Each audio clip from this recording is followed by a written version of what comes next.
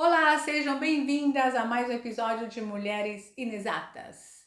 Você já parou para pensar por que será que os europeus gostam tanto de brasileiras? E já que você está aí, se inscreve no nosso canal.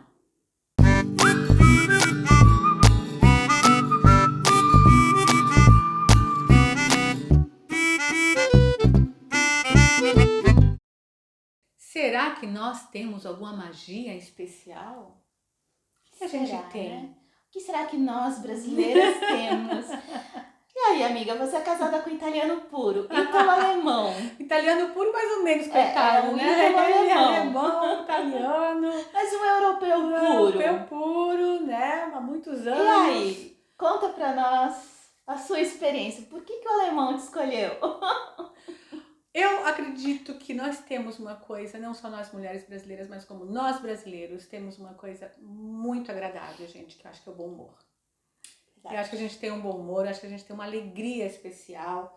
Eu acho que, inclusive, quando a gente tá até no momento ruim, sei lá, a gente ri das nossas próprias desgraças, não é? O brasileiro tem muito disso, né? Tem. E eu acho que eles, é meio fascinante essa coisa, né? Eu acho que eles gostam muito disso. Inclusive, esse tema é um tema um pouquinho polêmico, né? Porque, assim, a gente vai falar que as brasileiras são melhores que as europeias e nem nada disso. A ideia é realmente contar dos amigos que a gente tem. A Damares, né, casada com um alemão italiano, viveu 30 anos na Europa, 31, Vivo, né? Vive, E 20 e poucos anos na Itália, 4 anos 24 na Itália, 3 na Alemanha, e agora aqui quase 4 anos. Então, assim, é uma experiência boa, uma experiência própria, né? E muitos amigos. Eu sou casada com meu pseudo-italiano, com vários amigos italianos, casados com brasileiras, né? Tenho amigos na Alemanha, também amigas brasileiras casadas com alemães.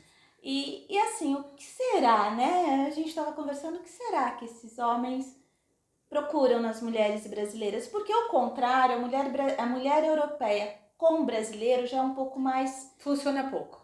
A gente não vê tanto, não, mas o contrário, né? E aí eu tava pesquisando para o nosso episódio, para não ser só baseado em opiniões pessoais, né? E encontrei a tese de doutorado de uma portuguesa, a Maria Hittner, que ela fez um estudo com suíços, né? Por que os suíços preferiam as brasileiras? E aí eu vou falar o resultado da pesquisa e você vai me dizendo se bate ou não com a sua experiência dos nossos amigos. A primeira coisa, a gente pensa muito que é a parte visual, né? Digamos, o sex appeal da brasileira. O exótico, eu acho que também o exótico também chama um pouco a atenção. Eles gostam um pouco dessa coisa também meio exótica, mas não é muito mais que isso, né? E eu achei bem interessante essa tese de doutorado, que um dos pontos que ela coloca é o europeu, ele procura, apesar dele ser progressista, ser um cara avançado e tal, ele procura uma família tradicional. Que é uma família tradicional, no conceito deles é uma esposa que vai estar cuidando dos filhos, cuidar da família, e ele procura isso, por mais progressista que ele seja. Sim. Isso também não significa que a mulher não pode ser independente. Exatamente. Ela pode trabalhar, ela pode ser independente. Direitos iguais. Direitos iguais, exato. Isso. E essa tese, ela comprova muito isso, que esse é um ponto forte do... no caso dela é suíço, mas eu agora aqui estendo um pouco para os amigos italianos. Sim, pro norte da Europa, né? Porque eu costumo dizer que existe uma certa diferença. Eu acho que o norte da Europa é mais, digamos que as mulheres não têm muito essa visão realmente da preocupação de casar, ter uma família, né? Construir uma família e tudo mais. Na Itália, por exemplo, é bem separado. A gente vê a diferença do norte da Itália para o sul da Itália. O sul da Itália, a mulher ainda ela é muito dona de casa, ela cuida muito dos filhos, o marido quase não faz nada dentro de casa, é servido, entendeu? Ainda tem isso. Já no norte da Itália, não. A mulherada, não. Se você não levantar daí, você não vai comer, né? Mais ou menos assim. E mais para o norte da Europa, ainda mais. Alemanha, Suíça... Noruega, Suécia, e aí... exatamente, né? Que ele fala que como o europeu procura essa família tradicional e a mulher europeia, embora ela também queira ter uma família tradicional, mas isso é mais pra frente. Sim. Né? Até os 30, até os 40 anos, ela quer realmente ir pra fora, trabalhar, ter a independência dela Total.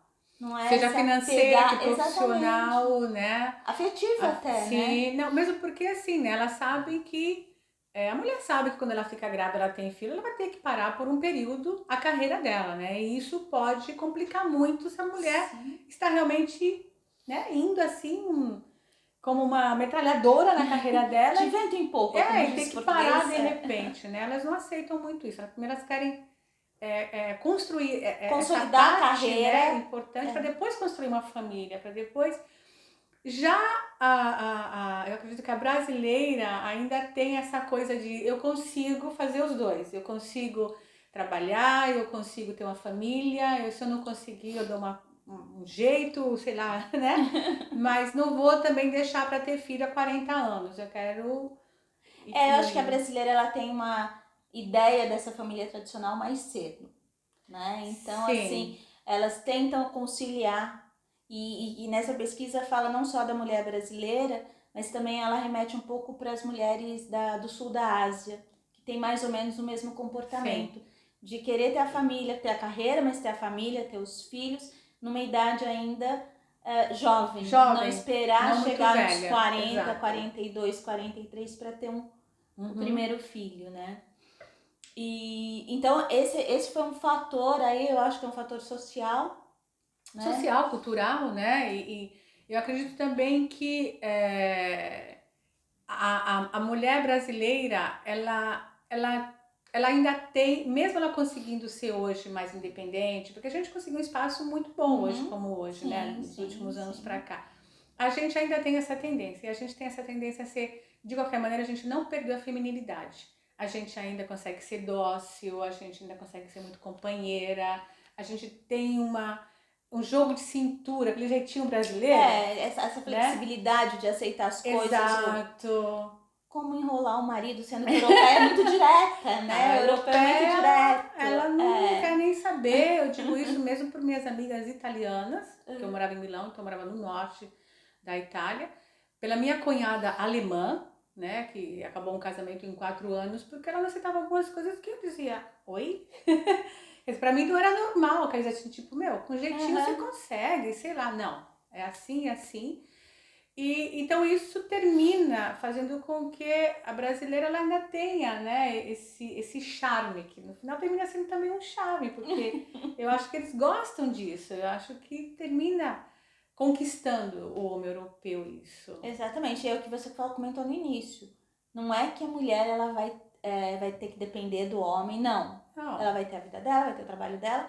Só que a mulher brasileira, e vou estender para o sul da Ásia, ela também se doa mais no casamento. Sim. Né? Ou numa relação. Ela sabe conciliar as coisas, ela sabe o momento de negociar, o momento de ceder, o momento de dizer não.